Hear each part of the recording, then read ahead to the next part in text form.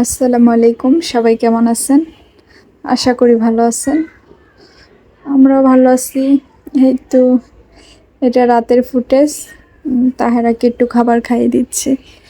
রাতে একটু কবুতর ভুনা করছিলাম, বিশেষ করে আমার জন্যই। আমার শরীর অসুস্থ ছিল, তাই ওর বাবা ঈদ গ্রাম থেকে কবুতর আনিয়েছে, মেবি মাদারীপুর থেকে আনাইছে আমাদের দোকানের স্টাফকে দিয়ে।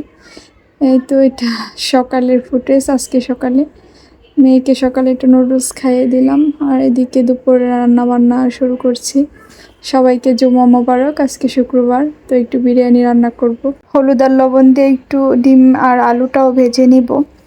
ভেজে রান্না করলে একটু ভালো লাগে খেতে। আলুটা, বিশেষ করে আলুটাই মজা লাগে বিরিয়ানির।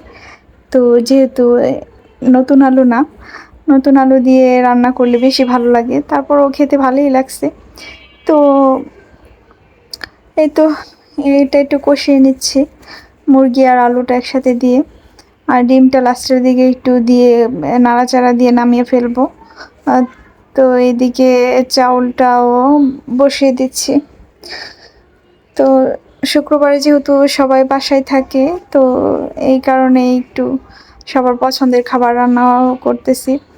তো ছেলে বাসায় আছে আর বাবুর বাবাও বাসায় আছে, তাই একটু ওদের পছন্দের চিকেন বিরিয়ানি রান্না করতেছি আজকে।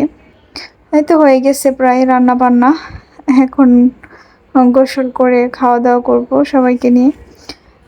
তো এই তো সবাইকে খাবার দাবার দিয়ে দিছি, নামাজ পড়ে আসছি বাবা ছেলে।